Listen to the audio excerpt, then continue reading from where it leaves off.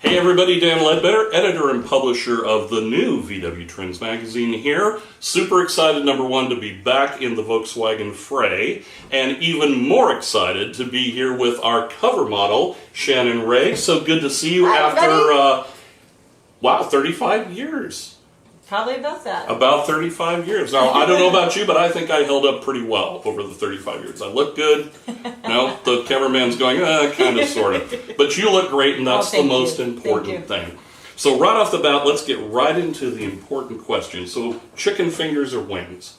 Chicken fingers. Chicken fingers. Chicken fingers? Yeah. Anyone in particular? I'm going Chick-fil-A. Chick-fil-A. Good answer. Yeah. Good start there.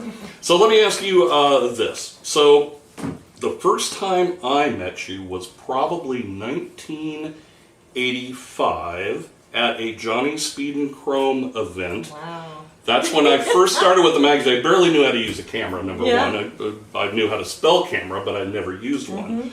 But I remember you being in the bikini contest back then. And one of the things I loved about you was not only were you are gorgeous and still are gorgeous, but you were always so nice and very approachable, and you just had this way of connecting with the people that came up, and you were always very gracious, like, can you please come over, stand by my car, take a photo. I mean, tell me some of your memories about those events and all the stuff that went on. Well, thank you for that. It kind of makes me cry a little bit. Oh, don't cry. No, don't cry, please. I just have good memories of the people being nice to me. So, and my parents always raised me to appreciate when people were nice to you. I felt like I was raised very well. I didn't. If you're going to be there, be there. Right. Be in the moment. Be in the moment. And so I loved how passionate people were about their cars, and I had a lot of friends that were into cars, and my life just kind of revolved into that, or evolved into that. And it was just really fun, and people were friendly and very gracious to me, so I was gracious back. I mean, I did see some girls not be so gracious, but I was like, well, that's just them, Right. That's the people that they are and where they come from. So right, yeah. And that's been my experience too. I mean, having been working for VW Trends for the period I did, which was close to 25 some odd years. I'd run into some girls, like, you'd get them on the shoot, and 10 minutes into the shoot, be like, is it time to go? It's like, well, we haven't even set up the shot. I know, what time is it? Do we need to go? Yeah, well, the one thing I can say is that, like, I never felt like a model, like, and I maybe, I did it, that was my living, but that wasn't my identity. Right. So I felt like, I don't know, again, good parenting, grounding you in, like, the values, because I always thought that, okay, I'll model today, I'll do this job, but that might be the end of it tomorrow. So I was just happy to be there in that moment. Right. And I still live that way every day. Well, now that leads me to another question, because I had seen where you were in a conversation with someone on Facebook, and you had mentioned that your parents had no idea that you were doing the bikini contest. So let's step back for a minute before your parents disown you. How did you get involved doing the contests? I mean, how was it something that someone said, hey, you can go there, you can make I had a boyfriend in high school, and his dad had a lot of hot rods, and he was really into the older cars, but he always put his car in the RG Canning car shows. Yes, yeah. And so he said, hey, I know you have aspirations, but he would always knock me and go, but you'll never make it. Why? Why would he say something like that? That's horrible. Daryl, he was funny. He loved me, and he was just smart aleck that way. But he said they're shooting the RG Canning program, and do you want to go shoot it? And I go, well, he goes, it doesn't pay anything, but you can go. And we went into Knott's Berry Farm when it was empty, right, and shot the RG Canning car show program. Wow. And then they said, why don't you come to the RG Canning car show bikini contest? And I was like, I had never been in a bikini contest before. And so that was actually my first experience in that. And I was just like deer in headlights the whole time, like, hi. Were you totally nervous? Oh, so nervous. I can imagine. But it's funny that there was girls there that were the regulars and who were experienced, and they kind of took me under their wing and kind of showed me. And then I won the Miss Long Beach pageant. And then from there, I got into the VW scene and went to Small Car Specialties and to Johnny Speed and Chrome, and then to all of the jamborees. Right, and right. Even Famosa Drag Strip. Mm-hmm. And those are good memories. I won a car stereo there. Did you really? That was one of the Nice. prizes. Very good. $100 in a car stereo. Wow, that was big money back then, though. That was big money. It was. It was big money.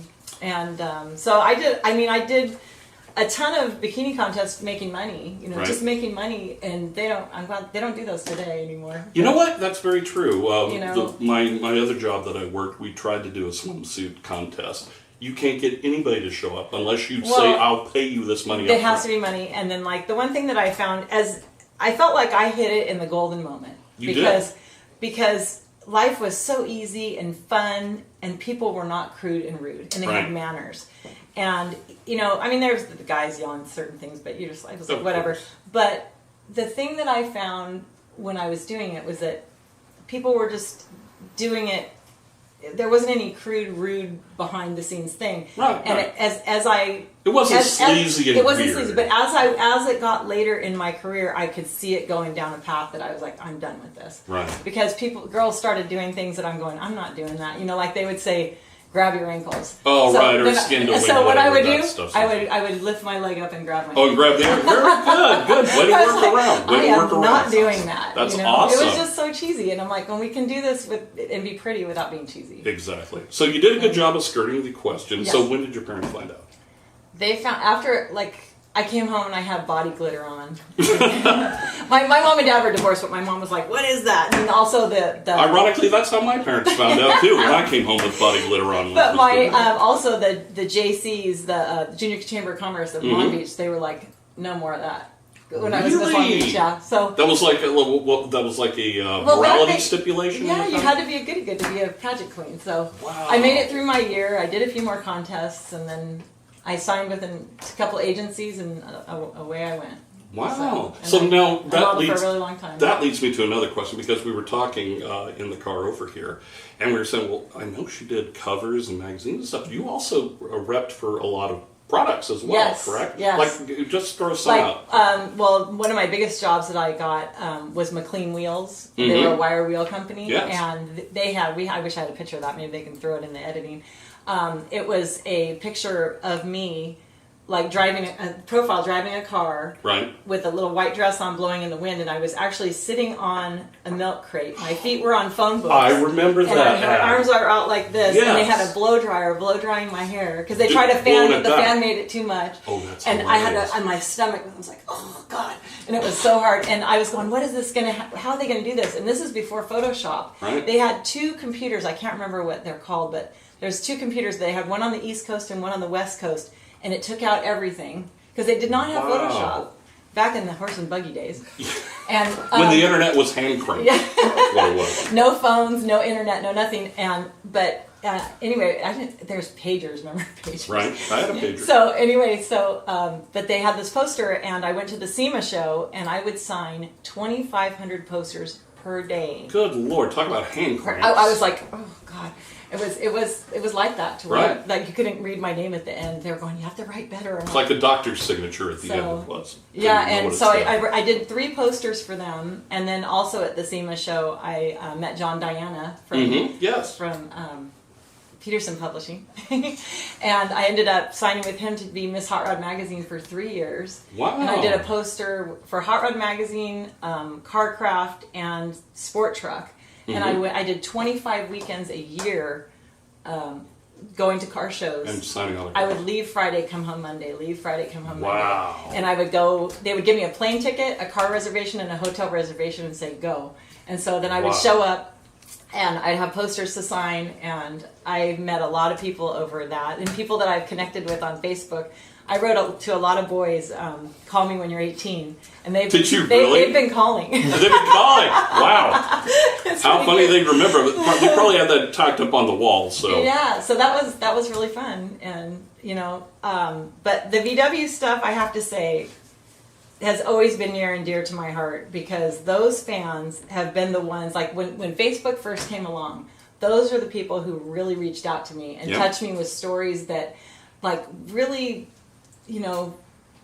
like, they said such nice things that, I was just living in the moment, and I don't, I just don't really, think of it that way, or think that I made a difference to them, but they go, "You were always so nice, and you posed on my car," and they sent me pictures. They put pictures on the. There's a VW group on that's the one. Facebook, Yeah. the 80s and 90s, Yep. and it's so fun to see pictures that I've never seen, Right. and some of them I'd rather not. So I wanted to ask you something before we transition, because I do have, there's so many things I want to ask you about what you're up to and what you've been doing for the last 35 years. But during that time when you started modeling, was modeling your main gig, or were you a secretary, or what did you do? Were you welding, or what? Well, I was going to college for fashion design, and then I decided that in that college they had a modeling course, and I decided I wanted to do that. Oh, really? Yeah. Oh. Yeah, I was taught by this really famous runway model. Okay. And so I did that, and then Can you say the name? I don't remember. You don't remember but the she name. was so pretty. Oh my god, I can picture her. Okay. To this, she was so sleek and beautiful. Right. But then I had a job in a clothing store. Oh, okay. Called It's a Dilly. It's a dilly. Yes, I don't remember those and stories. then I got a job at the Sports Connection at being a front desk receptionist at the Sports Connection, the health club. Right. And then I sold cars. What? I actually sold a Volkswagen. You sold Volkswagens? I did. That's awesome. In Long Beach at the traffic circle. It was a Wow. Circle Volkswagen. Yes, Mm-hmm. yes. I sold that. You want to hear the funny story? Please. I sold cars, but I rode my bike there to sell cars. You didn't have a car. I didn't have a car. You rode a 10-speed? I rode a 10-speed bike. Oh, that's hilarious. I rode my bike there and I sold cars, and when I wore my light pink leather miniskirt, I sold a lot of cars. I can imagine that, yes. I can imagine. I sold a lot of Jettas and a lot of Wow. Passats, and anyway, and a lot of Golfs. And then I bought a Buick there, an old Buick Skylark. Right, From okay. there that had that was my first car, because I was like, oh The God. Buick Skylark was paid- your first car. It was my first car. It was green, metallic green, and it had a hole in the radiator though, but it was only $500. And so I would carry around milk jugs of water. To pour water in water every 25 miles and you'd then have to stop. when that broke down, I told my dad, I said, Dad, I need help buying a car. Right. And so he gave me the money to buy a car, and it was a 68 Bug. Yay! A 68 white Bug with low back 67 seats in it. Right. So Very cool. Yeah, that was. But here's another funny story. So that Bug ended up pulling to the right a whole bunch. So I took it into the dealership, and they said, "You have a cracked axle." Oh, that's So bad. they said, "Go trade it in." They said, "Don't even bother, because it'll cost you more to fix it than it's worth." So I go trade it in, and I'm down here on the 405 at the Honda deal, or not the 22 at the Honda dealership, and I go there and I trade it in, and for a Toyota Tercel with air conditioning. Nice. And take it to modeling jobs, and I'm in there, by myself buying this car, and they're trying to pressure me and stuff, and then all of a sudden this guy goes, "Just a minute." And he goes out to the parts department, and he goes to get this guy, and this guy comes back in, he goes, "That's her." And he goes back, he takes me back out to his van. He works in the service, he takes me out to his van. I'm kind of scared. Yeah, I was going to say, did it say free candy he on the pops back? open his van, and there's my autographed McLean Wheel poster on the side, No. inside of his van. No. And they gave me the most rockin' deal. Wow. So see, you know what? You never know. Yeah. You never know what yeah, happened and he in said your he met past. me at SEMA, and he thought "You were so nice." I'm like, that's a nice little theme. That is awesome. So you got air conditioning. I did. So that was an upgrade. I did. And an upgrade from having a radiator with a But hole I in it. still wish I had my Bug. Oh, no kidding. Well, now that Bug would be worth probably about $8,000 or $10,000. I've been looking for a new bus, a new VW bus, or not a new one, like an older a one. vintage Like, one. Yeah. well, if any of you happen to have a Type 2 bus lying around, give it a hold of Shannon, and Looking for one. we'll get it hooked up for you. Yeah. I want 10% fee. Fine. So let's talk about what you've been doing now. So it's very exciting. I know that you've been into music. You love music. I love music. I've And always loved music. So let's Always been a musician. give me the here's how it started, and here's where I am now story. So it started. I've always been a singer. I've always sung. Always done that, and always wanted to be in a band. But the modeling was the meal ticket, so that That was it was just it. That was your day and I job. could never get in a band because I was always off doing a model. They're like, "Oh, you can't? Can you come to rehearsal?" No, I got a job, so Right. I just never did it. So when that kind of ended, then I was like, okay, I'm going to get into it. And I got into a couple cover bands, and then I got into a tribute band as a backup singer, actually, in a Benatar tribute. Oh, okay. And people goes, why do you want to sing backups? And it's all the high harmonies that Pat Benatar did, which are so fun. Right. And I could still work and, be a backup singer, so it was great. And I'm still actually in a Benatar tribute called Best Shot, the Benatar Experience. But out of my Benatar band, I met the keyboard player who he and I ended up becoming songwriters together. Oh, wow. And where that band is now called Shannon Ray and 100 Proof. And you can check it out at shannonray.com. There you go. So I have that, and then I'm also the lead singer in a Linda Ronstadt tribute called Ronstadt Revival. And you can go to ronstadtrevival.com, and you can see us on Facebook. Both my bands you can check out on Facebook and Instagram, everywhere. Now they can buy your music online. You can buy my music, yeah. See videos. It's on iTunes, Amazon, Spotify, everywhere. On all the usual haunts. Very good. And I have new music coming out in January. Oh, really? Yes. What's that going to be? It's my third album. It's called Number 3. Oh, well, that, ironically titled. I think that's great. I always promised myself with this band that I would put out 3 albums, and this is the third. Oh, wow. So, not that it'll it's not end. the end, though, right? Not that it'll end, but I promised myself with this particular you had to do 3. band, I was like, I'm going to do 3. That was my commitment. 3 issues. Yeah, okay. 3 albums, yeah. Wow, that's awesome. Yeah. So now, let's talk about your music career. Now, how did you get into it? I mean, you like to sing, and somebody just said, "Hey, why don't you join a band?" Or someone overheard you sing. No, I just always, I've just always loved music. I mean, I just, when we were younger, there was no phones or games or nothing like that. And thank all I would God do, there was no I video, am so by the thankful way. to that. I wish I could. I'd never be a Supreme Court justice if there was video. But I had divorced parents, and I had my record player and me. Yeah. And I was like, and Linda Ronstadt's Greatest Hits was the first album I ever bought with my own money. Really? Yeah. Casey Dudley. And then I really. Yeah. Well, I like Linda Ronstadt. And I got really into Tom Petty, Down the Torpedoes. Yes. My sister had that album, and she didn't want it anymore and gave it to me. And I was like, okay. So I had that. Nice. Yeah. And then I went through a metal phase, had some Motley Crue in there. And, nice. Saw them of at the course. Whiskey. Snuck in when I was 16.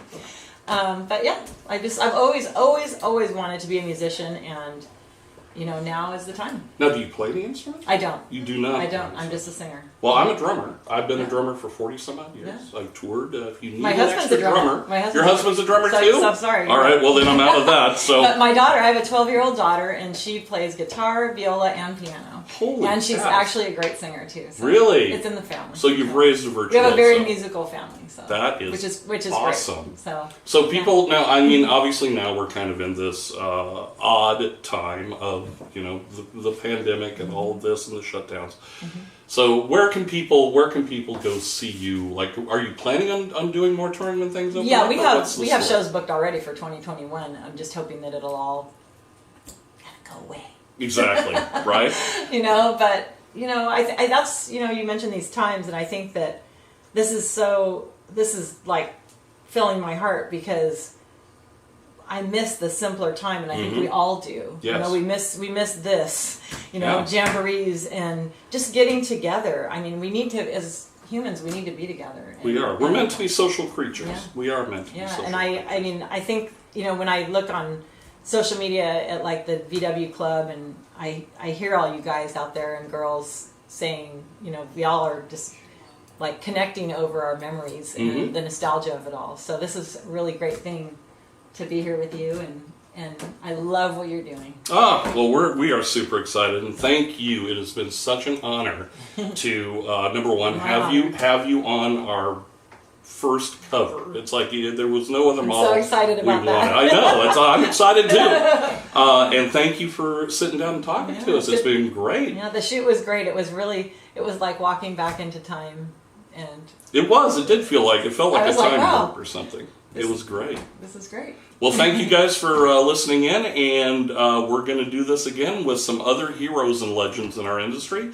So check back on VWTrendsMagazine.com or on our Facebook page or on our Instagram page or the YouTube page or probably TikTok or probably 800,000 different social media outlets. All of them. All the things. It's going to be available. VW Trends all the time, everywhere.